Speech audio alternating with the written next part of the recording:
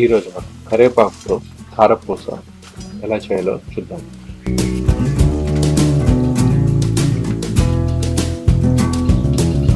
ముందుగా బియ్యపిండి, శనగపిండి ఉండలుగా లేకుండా జల్లెడ పట్టుకోవాలి.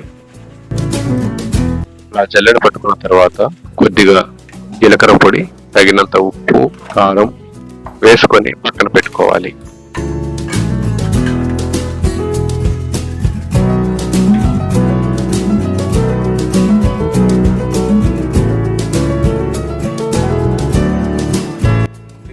ఇప్పుడు కరివేపాకుని శుభ్రంగా కడుక్కొని పక్కన పెట్టుకోండి. శుభ్రంగా కడుక్కున్న తర్వాత కరివేపాకుని ఒక మిక్సీ జార్లోకి తీసుకోవాలి. జార్లోకి తీసుకున్న తర్వాత గ్రైండింగ్ చేసుకోవాలి. కొద్దిగా నీళ్ళు యాడ్ చేసుకొని మళ్ళీ గ్రైండ్ చేసుకోవాలి. కొద్దిగా నీళ్ళు ఎక్కువగానే పోసి గ్రైండ్ చేసుకుంటే దాంట్లో జ్యూస్ మొత్తం తర్వాత మనం పిండుకుంటే ఈజీగా బయటకు వచ్చేస్తుంది.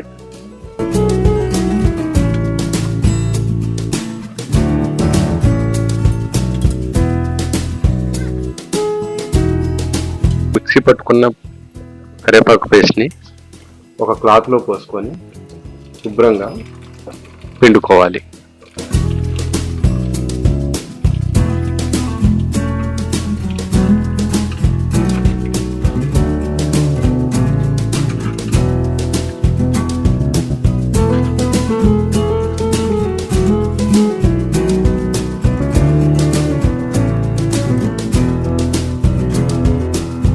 ఉప్పు, కారం మొత్తం పిండి మొత్తం కలిసేలా కలుపుకొని తర్వాత ఈ కరివేపాకు రసం మొత్తం దాంట్లో పోసి పిండిని కలుపుకోవాలి.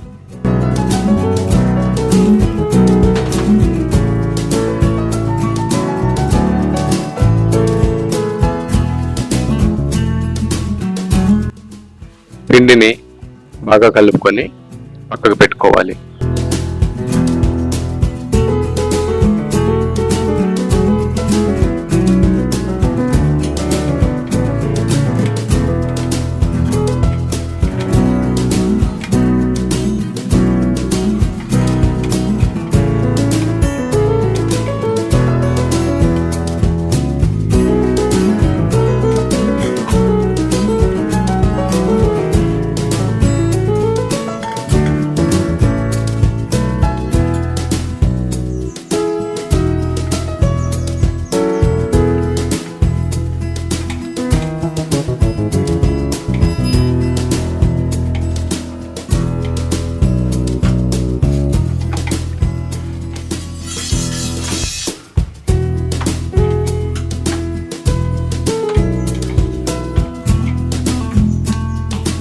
ఒక బౌల్లోకి తగినంత నూనె పోసుకొని వేడొచ్చేంత వరకు వెయిట్ చేయాలి.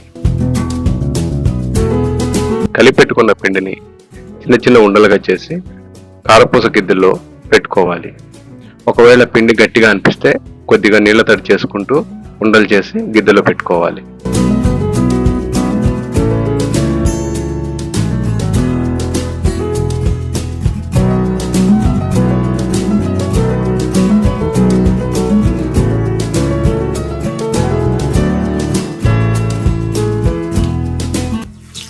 నూనె బాగా వేడిన తర్వాత చుట్టలుగా చుట్టుకోవాలి.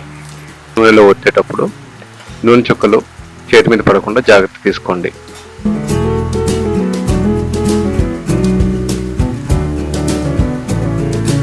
కొద్దిసేపటికి చుట్టలు తిప్పేసుకోవాలి. అలా పూర్తిగా కాలే వరకు చూసుకొని బయటికి తీసుకొని పక్కన పెట్టుకోండి. ఎవరైతే కరివేపాకు తినడానికి ఇష్టపడరో అలాంటి వారికి ఇలా చేసి పెడతాం వల్ల కరివేపాకులో ఉండే ఔషధ గుణాలన్నీ వాళ్ళకి లభిస్తాయి.